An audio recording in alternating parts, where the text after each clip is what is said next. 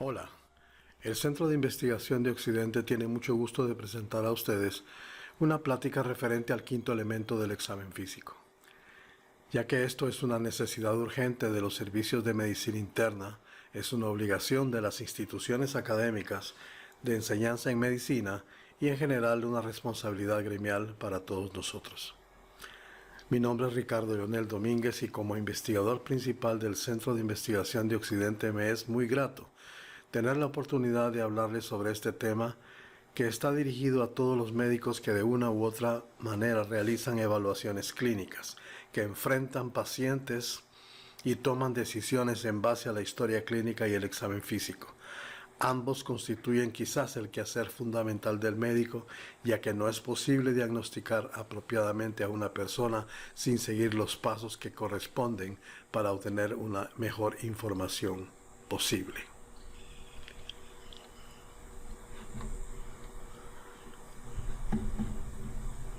Todos sabemos desde los primeros años en la escuela de medicina que los 4 pilares del examen físico son la inspección, la palpación, la percusión y la auscultación. Y aunque estos métodos de examen físico nos han servido bastante bien, el examen tradicional de cabecera rinde ahora mucho menos de lo que cabría esperar de una estrategia de diagnóstico en el siglo XXI. Esto ocurre por diversas razones que incluyen la disminución del interés y la experiencia. Me refiero que parece ser menos productivo, que parece dar menos información, que parece ser que el entrenamiento en semiología y en la adquisición de experticia suficiente para el examen físico no está dando el fruto esperado en las condiciones en que actualmente se enseña medicina. Mejorar el rendimiento del examen físico es vital, dado que todo esto es crucial para guiar las posibilidades diagnósticas y las pruebas adicionales necesarias. Dado que los esfuerzos actuales para mejorar estas habilidades en el examen físico durante el entrenamiento médico no han tenido mucho éxito, se postula que la incorporación de tecnología apropiada o adecuada al lado de la cama podría mejorar este rendimiento. El uso selectivo de ultrasonografía al lado de la cama o insonación podría ser una de estas estrategias que se podría incorporar como el quinto componente del examen físico.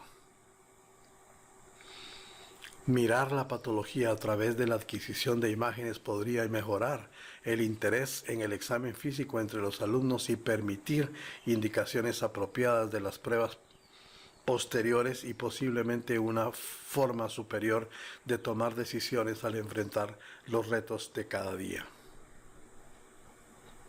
La tecnología moderna ha permitido el desarrollo de la miniaturización de los ultrasonidos a un costo reducido. También permiten ahora el uso rutinario a la par de la cama. Es hora de tener un debate más amplio y un posible consenso sobre las actualizaciones necesarias para mejorar los paradigmas actuales del examen físico.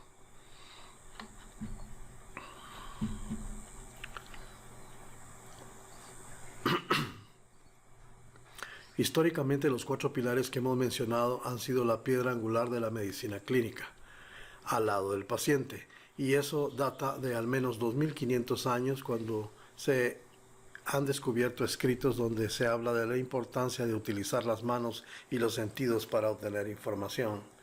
Hipócrates hablaba de la vista, del oído y del tacto, que luego se tradujo posteriormente a la inspección, la palpación y la percusión. Quizás el último cambio importante en la evolución del examen físico y sus pilares ocurrió hace aproximadamente 200 años con el advenimiento del estetoscopio.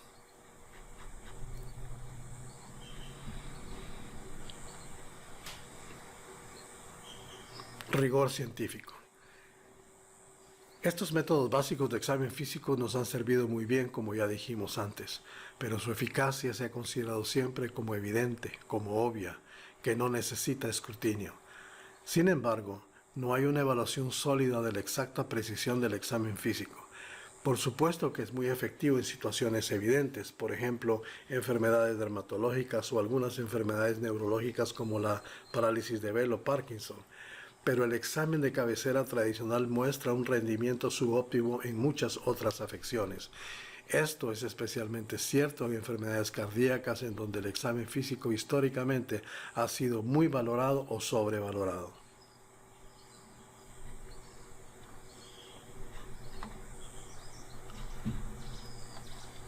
Ante la pregunta, ¿podemos mejorar las técnicas habituales de exploración física?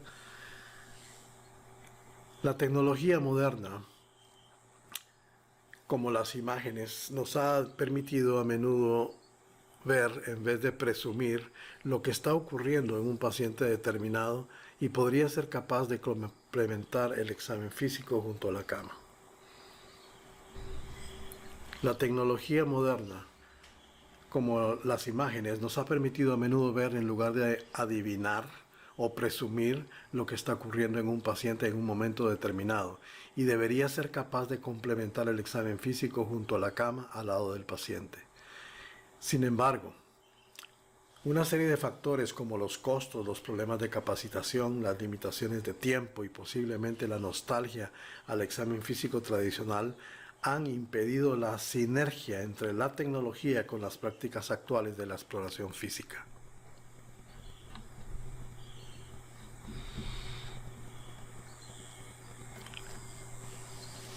¿Y qué tan bueno es el examen físico? ¿Qué tan efectivo es? Cuando se compara el examen físico estándar a la par de la insonación al lado de la cama, ¿podría ser uno que otro mejor? Para intentar responder estas interrogantes, quiero comentarles acerca de un artículo publicado en Mayo Clinic Procedures en el año 2016, en donde se habla del ultrasonido a la par de la cama o POCUS, y se considera como un instrumento muy valioso para los médicos generales e internistas que se recomienda que se explore y que se explote. En el desarrollo del artículo se habla de muchas ramas de la medicina que pueden utilizar esta tecnología y que de hecho ya se están utilizando en muchas partes del mundo de una manera rutinaria y por varias especialidades. Se hace además una comparación entre hallazgos al examen físico versus hallazgos al ultrasonido a la par de la cama y puede verse cómo la sensibilidad y la especificidad de muchos de los hallazgos pulmonares, por ejemplo, son mucho más fidedignos por ultrasonografía que con el examen físico. Lo mismo ocurre con la evaluación cardíaca. Por ejemplo, el examen físico puede valorar el R3, el R4, los estertores, la inspección de las venas del cuello, pero con el ultrasonido se puede saber datos más profundos. Por ejemplo, cuál es la presión en cuña de la arteria pulmonar, cuál es el volumen circulante, cuál es la función ventricular izquierda, cuál es la presión venosa central aproximada, cuál es el tamaño o grosor de la vena cava inferior, determinar la presencia o no de insuficiencia cardíaca, de edema pulmonar y estimar su severidad. O sea que se puede realmente tener mucha más información al momento de examinar al paciente ultrasonográficamente que únicamente con el examen físico. En el abdomen es mucho más útil para apreciar la verdadera hepatomegalia o esplenomegalia, pero también para calcular la cantidad de ascitis, establecer sitios de punción y en el caso de patología vascular para el diagnóstico rápido de la trombosis venosa profunda. Hay muchísimas otras posibilidades que están creciendo cada vez más. Entonces, el ultrasonido podría ser la solución para mejorar la información obtenida en el paciente a la par de la cama. La premisa es que si bien el examen físico no puede ni debe ser reemplazado por la tecnología, podría mejorarse incorporando tecnología adecuada al lado de la cama, de manera que el flujo del diagnóstico médico sería: número 1, la historia clínica. La historia clínica, en primer lugar, y a partir de la historia clínica un examen apropiado, físico con los mecanismos de insonación oportunos o que correspondan, permitirá hacer un diagnóstico presuntivo, un manejo presuntivo, si acaso se aplicara, y permitiría un plan para el diagnóstico definitivo. Este plan para el diagnóstico definitivo tendrá que ser basado en exámenes de laboratorio en la imagenología formal, en estudios especiales, etc. Y al tener toda esa información podría plantearse el diagnóstico definitivo y el tratamiento definitivo.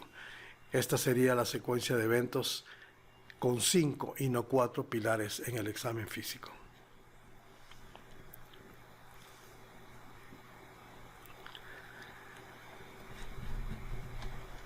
Algunas conclusiones del estudio de mayo hablan de empoderar a los internistas para evaluar pacientes usando POCUS, que es un cambio inevitable en la práctica en medicina interna y que ya ha comenzado a diseminarse en todo el mundo. La capacidad de visualizar características fisiopatológicas en tiempo real usando POCUS puede proporcionar atención al paciente de manera expedita, de alta calidad, segura y económica. A medida que surgen nuevas investigaciones clínicas y educativas, nuestra comprensión de cómo integrar POCUS en la práctica clínica mejorará el uso ordinario del mismo y establecerá nuevos estándares de atención.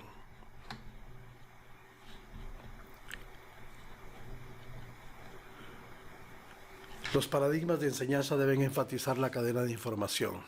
La historia clínica informa al examen físico y ambos informan e impulsan juntos el uso de POCUS junto a la cama.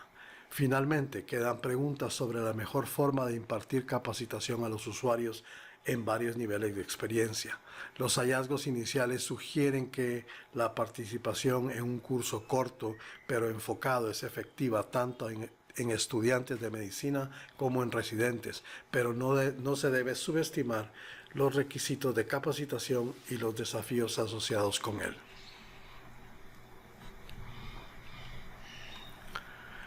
Es probable incluso que se va a mejorar la relación médico-paciente, ya que al menos en nuestras sociedades el paciente parece ver con muy buenos ojos este tipo de exploración.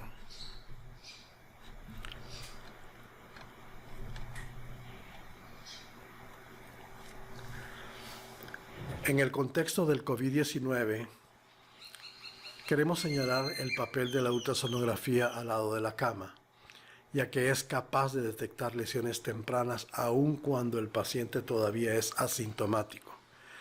Es de gran utilidad en la fase 1 o estadio 1 porque puede detectar lesiones aún antes que la radiografía de tórax, y los hallazgos en fase temprana se correlacionan bastante bien con la tomografía, que es el estándar de oro en esta etapa.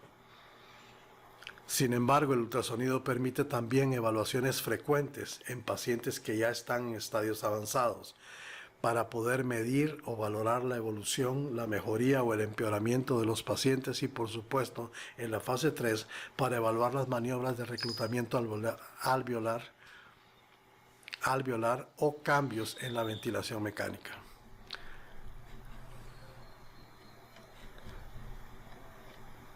Entonces, ¿qué hacemos?